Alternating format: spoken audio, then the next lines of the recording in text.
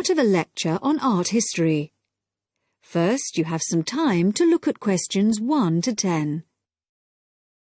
In the exam, you would have 40 seconds to look at the questions. Pause the recording for 40 seconds now.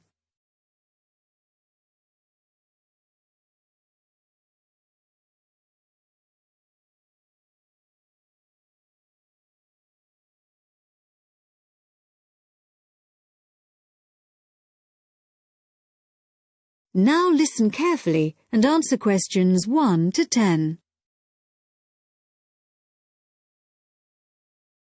In the last lectures, we looked at the art of the ancient Egyptians, and then considered the art of other ancient Mediterranean civilizations, in particular Greece and Rome. We're now going to return to Egypt to consider a set of very unusual pictures known as the Fayoum portraits. The Fayoum is a lush green area about 100 kilometers west of Cairo. Following the conquest of Egypt by the Greek warrior Alexander the Great in 332 BC, large numbers of businessmen and officials who had come over from Greece settled in this fertile region with their families. They gradually adopted some features of Egyptian culture, including the practice of mummification, embalming the bodies of their dead and wrapping them in linen bandages in order to preserve them as mummies. The name actually comes from an Arabic word meaning an embalmed body. These newcomers made one distinctive innovation, though.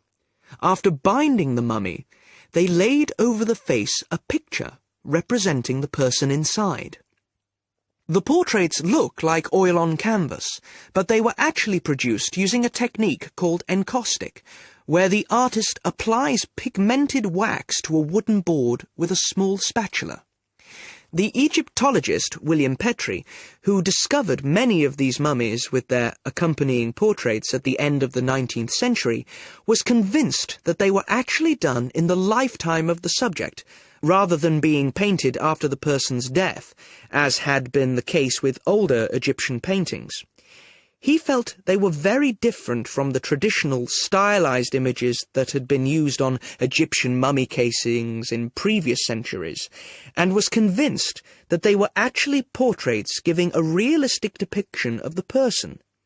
He pointed out that the boards on which they were painted showed signs of having been cut down to size to fit within the mummy bandages. To him, this suggested that they may have originally been larger and been hung in the houses of the owners during their lifetimes.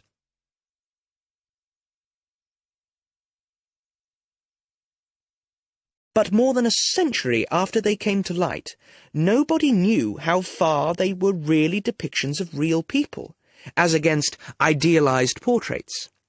Then a team from Manchester University decided to find out, by recreating the faces of Fayoum mummies in clay, and then comparing the reconstructions with the portraits. The team was provided with skulls from 2 Fayoum mummies from the British Museum, and given the information, based on X-rays and other evidence, that one of the mummies was of a 50-year-old man, and the other was a woman in her early 20s. Armed only with this information, they set to work. First, they created copies of the skulls. Then they used clay to build up the facial muscles in order to reconstruct what the person looked like. After weeks of painstaking labour, 2 faces emerged. Only then were the 2 portraits revealed so that the match between the reconstructions and the portraits could be examined. In the case of the man, both model and portrait showed a broad, flat face with a slightly hooked nose and a fleshy mouth with broad lips, but the man in the portrait was noticeable for his 5 o'clock shadow, the beard beginning to grow around his chin and on his cheeks. This would have been quite a recognizable feature of the man in real life, and an easy thing for the painter to copy. However, it wasn't something that the makers of the model could know about. In the reconstruction, the right eye was slightly higher than the left, and this was the same on the portrait. But on the portrait, the eyes were very large, which is standard with many of the Fayoum portraits, while in the model they were longer and narrower. The portrait of the woman appeared to be even more of a standard type, with her large eyes, straight nose, and small mouth. These pretty feminine features suggested this could be an idealized woman's face, and yet it proved to match the reconstruction surprisingly closely. The proportions of the lower face corresponded, and so did those of the forehead, though in the portrait the eyes were closer together and larger than in the reconstruction. And in both cases, the head was set on a solid neck, suggesting a more powerful physique than you might have expected from these delicate features. So, overall, the similarities between the portraits and the models are too close to be accidental. The artists may have started from a standard picture, but attempts were made to modify this to reflect the characteristics of the subject, what gave the face its personal qualities. Obviously, this isn't much of a sample upon which to judge an entire genre of portraiture, but the researchers are convinced that, on the whole, the artists aimed to represent their subjects as they appeared in real life, whether this was flattering to them or not.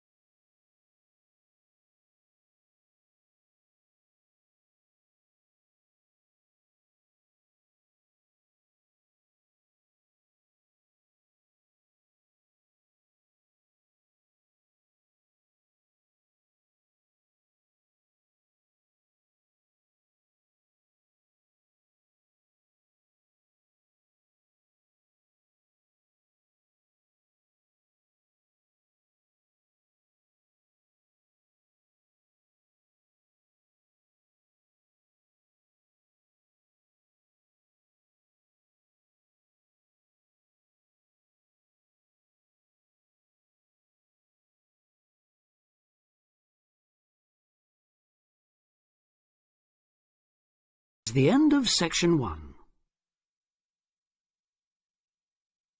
Test 1. Listening. Section 2. You will hear an extract from a radio program for people who live abroad. Listen and answer questions 11 to 17. You're listening to Expat News, a weekly broadcast for the English-speaking community in this great city. In today's programme, we'll be hearing from Tom O'Hara, who's going to tell us about all those different associations you can join. Tom. Good evening. Yes, in a city with so many of its residents born outside the country, it's hardly surprising there's such a huge range of expatriate clubs and societies. And many of these, of course, are aimed at English speakers. So, first, and perhaps most obviously, we have the sports clubs, which in some cases field teams in things like rugby and tennis that compete against clubs in other parts of the country, or even abroad. You don't have to play at this level to have fun, though.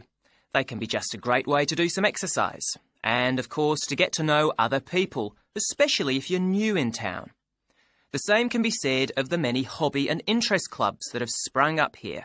Everything from landscape photography, such as the Viewfinders Club in the Harbour District, or Focus on the Airport Road, to old favourites like stamp collecting. Remember that this country has a long tradition of unusual and perhaps even eccentric societies, so there should be something for everyone. A place where you can meet people of different nationalities with the same social and/or cultural interests as you. For those who may be interested in rather more than just friendship, there's a wide range of lively social clubs.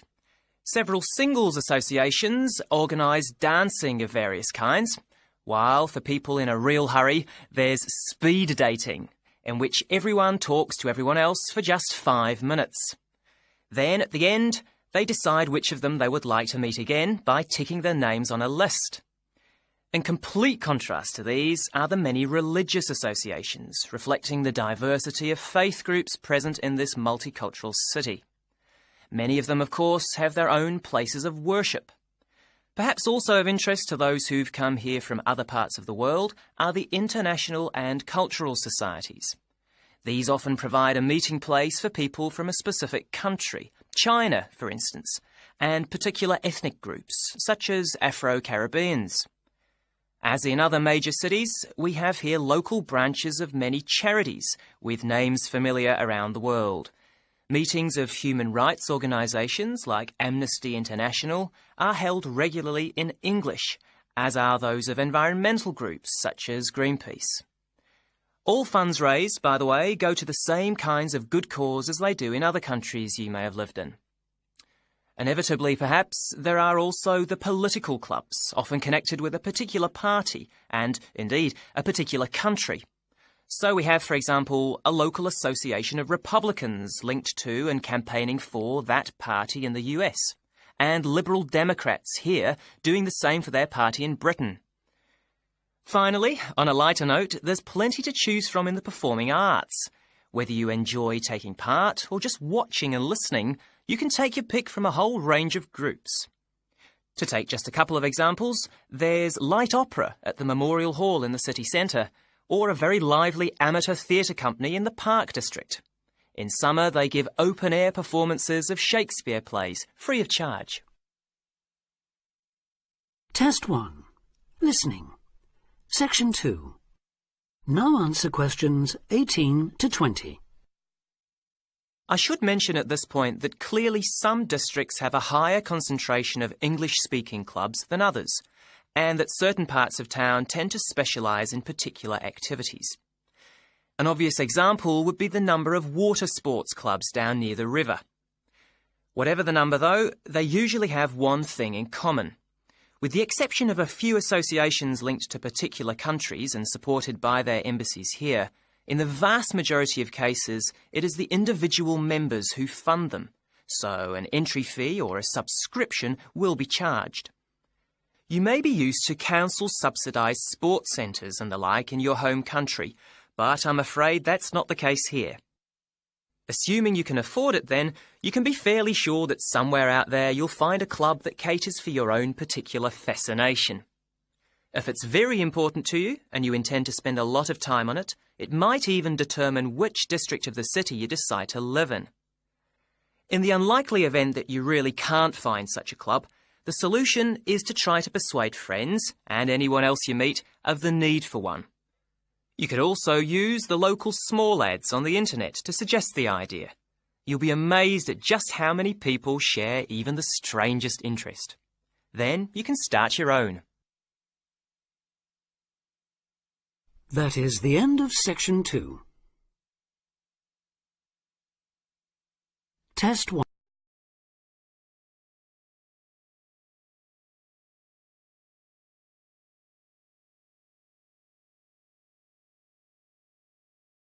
Now turn to Section 3.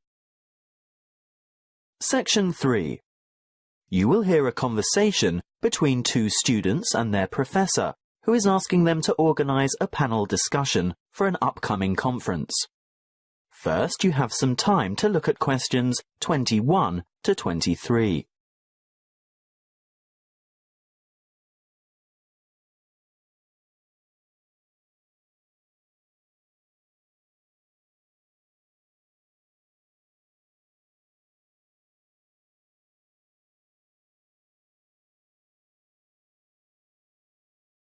Listen carefully and answer questions 21 to 23. Come in and sit down, Louise, Stuart. I suppose you're wondering why I've asked you both to come here today. Well, we've heard rumours. Forget the rumours. I'll get straight down to business. You know that I'm organising a conference on 17th century English literature? Yes, but... well, I've arranged for 3 keynote speakers, and I've invited 25 panellists so that we can have 5 panel discussions. And I want you two to organise one of the panel discussions. But we haven't done that before. Is it like a team presentation? No, the purpose is quite different. In a team presentation, the group presents agreed-upon views, as you have both done at the end of a group project. Yes. Well, in a panel discussion, the purpose is to put forward different views. We want to expose the audience to several different viewpoints at the same session. It can help the audience evaluate their own positions regarding specific issues, and, if it's well conducted, It's usually more interesting than a single speaker forum. Before you hear the rest of the conversation, you have some time to look at questions 24 to 30.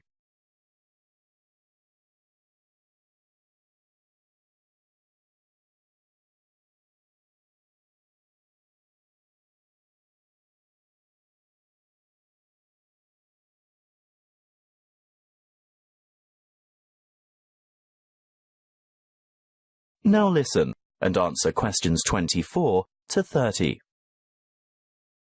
And what exactly do we have to do? Well, you'll take the role of leader or moderator and assistant. Is that like the role of chairman? Yes, that's it. Sounds daunting. Not at all. I've already done a great deal of the preparation myself. Let me run through the procedure with you. I've singled out an issue that will entail quite some conflict of opinion. I've selected panellists who are well informed and will probably have contradictory points of view. That's very important, you know. Actually, I feel a bit nervous. How many panellists will there be? Well, I've invited 5 panellists for each panel because that's probably the maximum number that an inexperienced moderator can handle. But don't worry, I always invite more than we need because you can be sure someone won't be able to make it, so you'll probably just end up with 4, which is a very manageable number. Oh, I see. And I've chosen a moderator. That's you, by the way. Ah, but Stuart will help, right? Yes, I'll get on to timekeeping and whatnot shortly.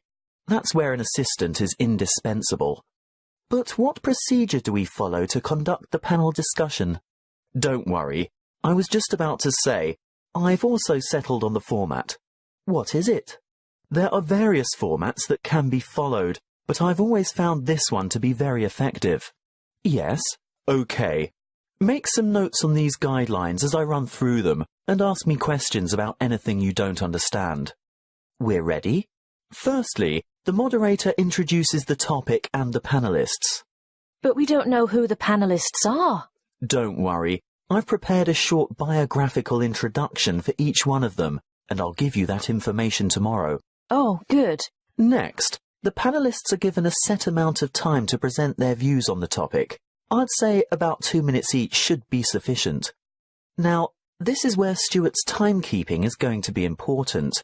You have to keep to the schedule all the way through, because the lecture room has only been booked for an hour. How do I indicate when the time is up? You stand off to one side of the panel, either with your back to the audience or hidden from the audience, but in full view of the panel and moderator. You have a digital clock or timer, and you hold up the appropriate number of fingers to give the number of minutes. When the time is up, you make a cutting gesture with your hand. Ah, but what if the panellists keep talking? Then that's your job to politely intervene and move on to the next segment, which is the discussion itself.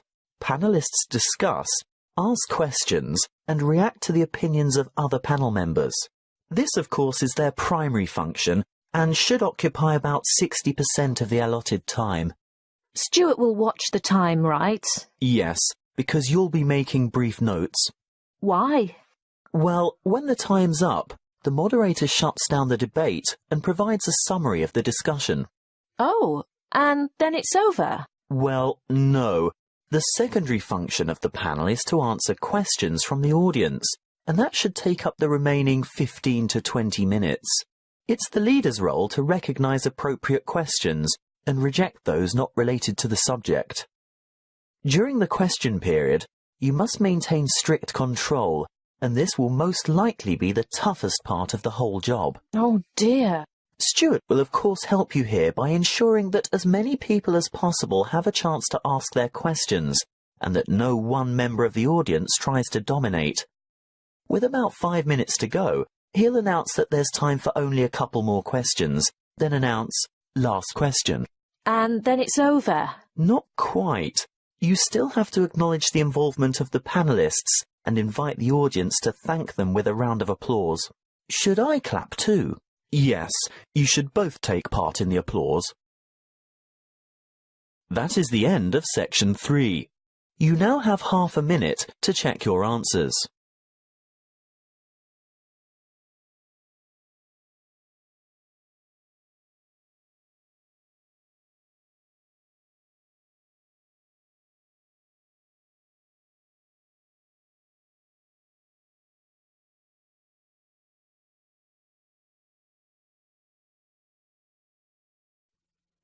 Section 4. You will hear a lecture on time. First, you will have some time to look at questions 31 to 40.